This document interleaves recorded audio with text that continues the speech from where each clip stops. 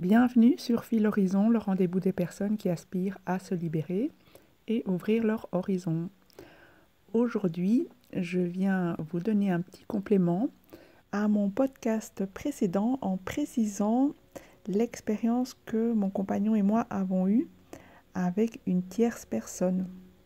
Au départ, mon choix était de ne pas en parler davantage pour ne rien dire d'inadéquat au sujet de cette personne. N'oublions pas que nous parlons d'un être humain avec un cœur et une âme aussi.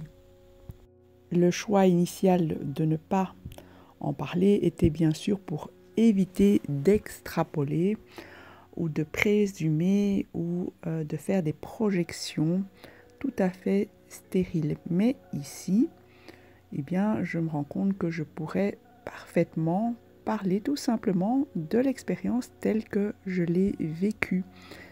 Une autre chose que je trouve délicate dans le traitement du sujet de la personne tierce, c'est la possibilité que vous, mon auditorat, superposiez votre expérience à la mienne, ce qui n'est pas du tout le but car chaque expérience est vraiment unique. Ces précautions prises, je vous raconte alors l'expérience qui a été la mienne. Elle est survenue longtemps après le début de notre rencontre à mon compagnon et moi et après son réveil au lit. Il a été amené dans un cas extrême à me partager que son ex-compagne le harcelait depuis le début de notre relation, menaçant de mettre fin à ses jours. Alors dans mon cas, bien que la personne était présente avant moi dans l'existence de mon compagnon, quelque part, c'est comme si elle venait par après se greffer à notre relation. Donc attention à ne pas confondre avec le cas où les âmes jumelles se rencontrent alors qu'il y a déjà un couple préétabli d'un côté ou d'un autre ou des deux côtés. Ce qui est une situation fort courante. Et ce que je veux dire par là, c'est que ce que j'ai appliqué dans ma situation ne pourra peut-être pas servir à tout le monde. Toujours est-il que dans les deux cas, ce que je vous invite à faire, c'est de mettre de la conscience et des limites claires à la situation et donc pour ce faire, être vraiment à l'écoute de vous et rester bien ancré et aligné dans votre axe. Être aligné signifie pour moi être tout à fait à la verticale du grand champ de conscience dans lequel nous baignons tous et qui est un champ d'amour, donc être aligné à l'amour. Ce serait pour moi faire gagner ce qui est bon, ce qui est beau et ce qui est juste. Alors comment j'ai vécu et répondu et même réagi à cette situation? Eh bien, dans les premiers moments, curieusement, comme j'avais atteint un certain équilibre, eh bien, je pouvais en parler à mon compagnon de façon assez calme et sereine, en lui partageant mon point de vue. Je pouvais dire de façon tout à fait détachée ce qui me semblait le plus juste pour les trois. N'oubliez pas que l'affirmation juste, ce n'est pas comme une affirmation de soi, elle est juste autant pour soi que pour les autres. Mais très vite, je me suis fait rattraper par mes émotions et en une fois, je me suis sentie envahie par une blessure de trahison et aussi par une parano. Cela a été un moment physiquement et psychiquement très douloureux. Je ne pensais plus à ce moment-là que j'allais encore autant morfler dans cette relation car c'était quand même venu assez tardivement. Comme quoi, même lorsqu'il y en a plus, il y en a encore. Et donc j'en ai parlé à mon compagnon et cela a occasionné des échanges plutôt tumultueux comme vous pouvez l'imaginer.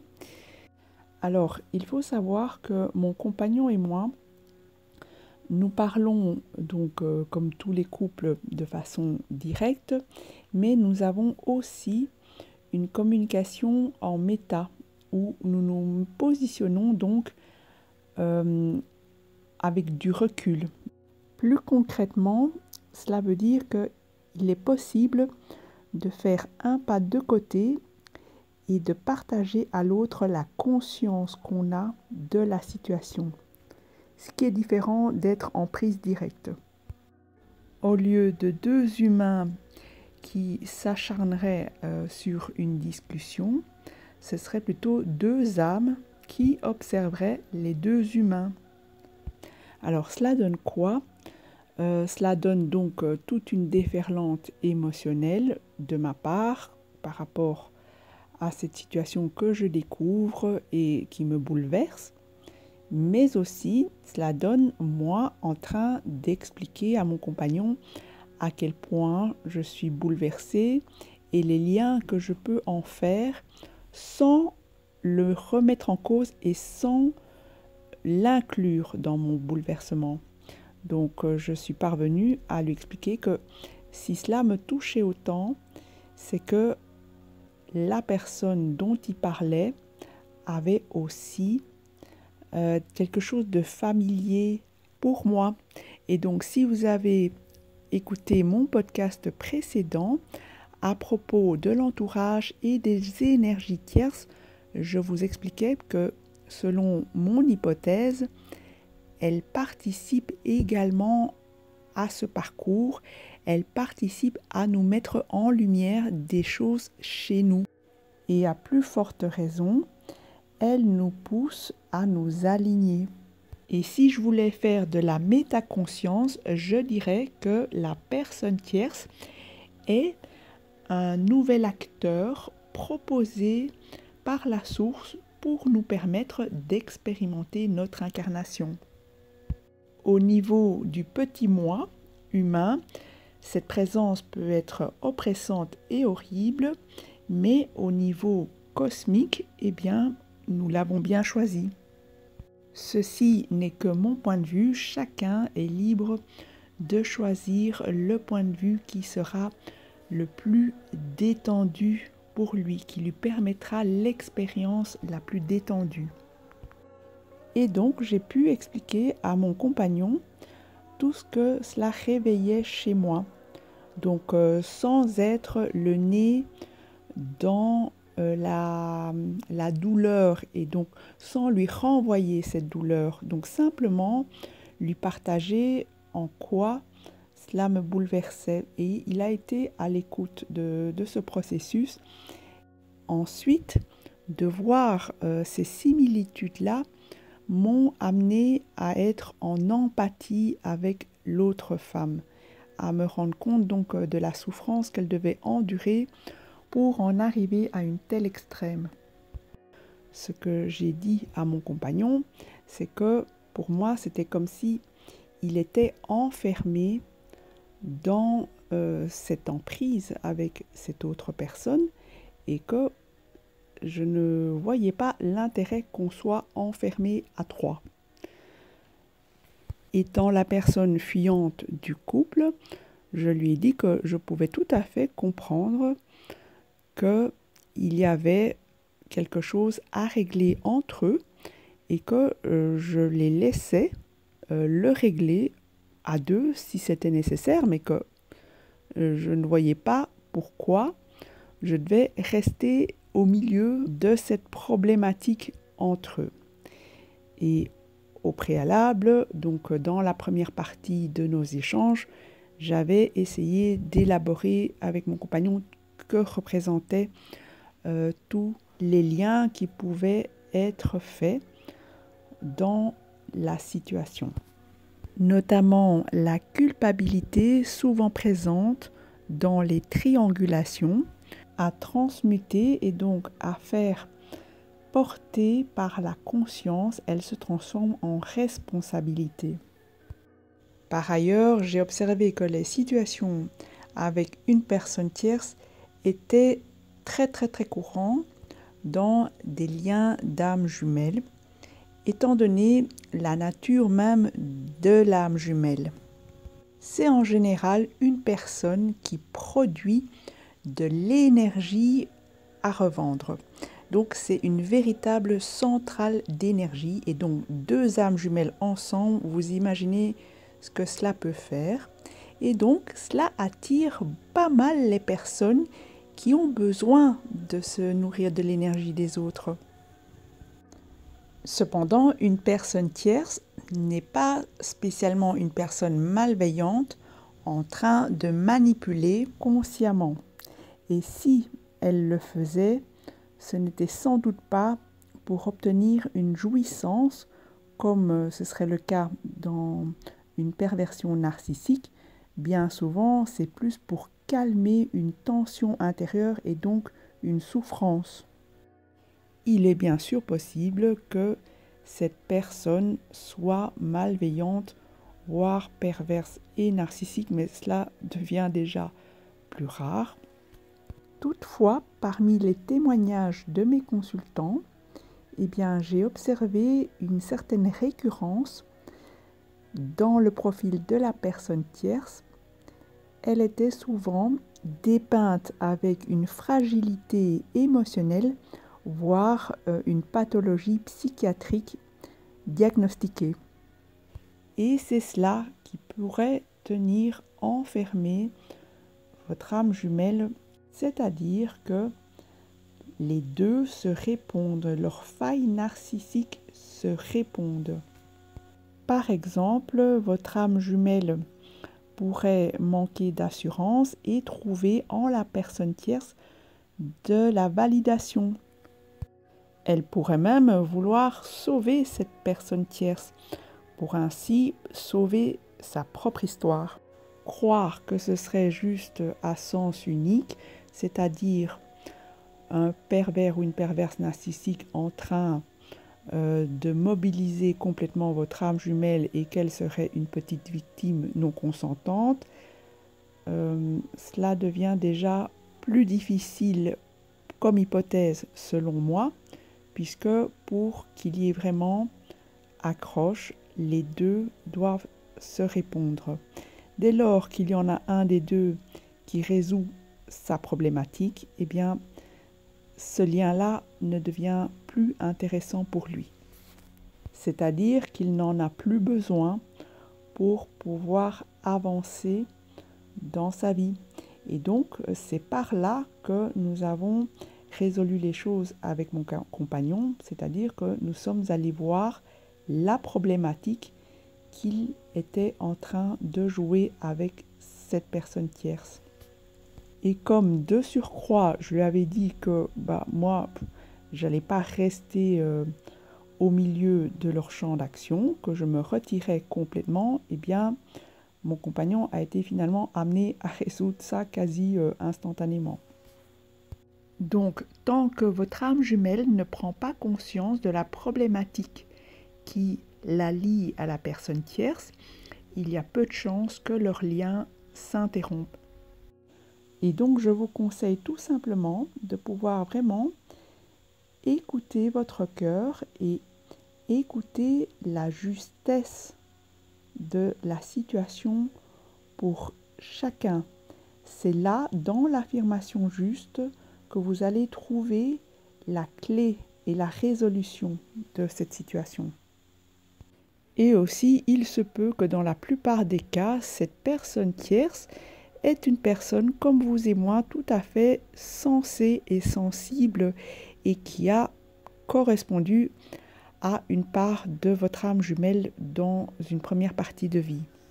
Par exemple, si votre jumeau ou votre jumelle a une problématique à la reconnaissance, il se peut que la personne tierce ait permis à lui ou à elle de construire une famille pour répondre à ce besoin de reconnaissance des pères, de la famille et de la société.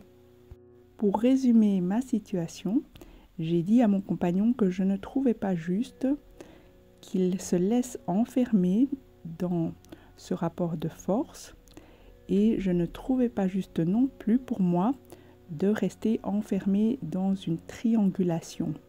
Donc en gros, je n'ai dit que ma vérité sans incriminer qui que ce soit.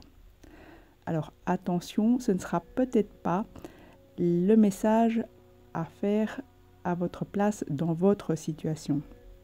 Évidemment, c'est plus facile lorsqu'on a instauré déjà une qualité de présence et une qualité de communication avec son âme jumelle, mais pour cela, il est utile de l'avoir instauré au préalable avec soi, avoir une belle communication intérieure avec soi et donc un alignement. C'est ce que je vous souhaite du fond du cœur. Donc, arriver à cet endroit d'acceptation inconditionnelle de vous-même. Et si cela ne vous paraît pas évident, entendons-nous sur le fait qu'il s'agit d'un parcours, d'un processus, et cela peut en effet prendre du temps. Et donc soyez bienveillant avec vous-même, ne vous fustigez pas de ne pas avancer aussi vite que vous l'espériez. Protégez-vous en mettant des limites que vous êtes capable de tenir pour rester cohérent et donc aligné. Parmi ces limites, cela peut impliquer un retrait de votre part du lien, mais sans casser le lien, donc sans rejeter votre âme jumelle. À propos de placer ces limites, eh bien, en début de parcours, c'est bien souvent plus difficile car on est encore aux prises de nos peurs. Nos peurs, par exemple, d'être abandonné ou rejeté ou pas aimé. Pour aborder un autre aspect, dans mon expérience, je n'ai pas cherché à savoir qui était la personne tierce. C'est quelque chose qui ne m'a pas préoccupée. Je n'en voyais pas l'intérêt. Mais je comprendrais que cela puisse vous traverser l'esprit et que vous fassiez des recherches et que même vous puissiez vouloir rentrer en contact avec elle.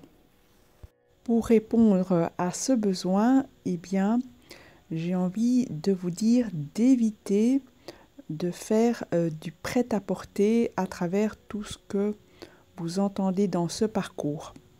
C'est dans la justesse de votre cœur et de votre force d'âme que les choses finiront par s'éclaircir.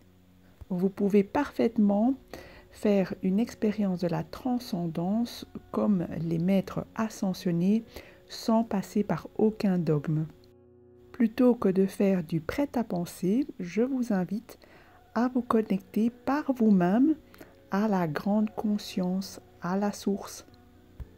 Je ne dis pas que c'est facile, ce sont même des situations hyper complexes avec parfois des enfants au milieu et des biens en commun, qu'ils soient matériels ou immatériels, comme un vécu, des souvenirs et un attachement aussi.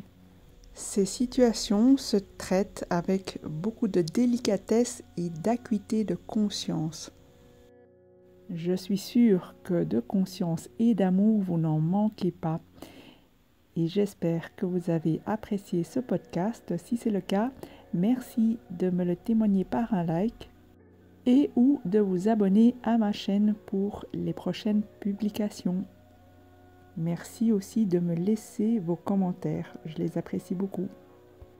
Et si vous avez besoin de plus d'informations ou d'un accompagnement, écrivez-moi sur philorizon@gmail.com. Ensemble, prenons de la hauteur et ouvrons notre horizon. Au revoir et à très bientôt.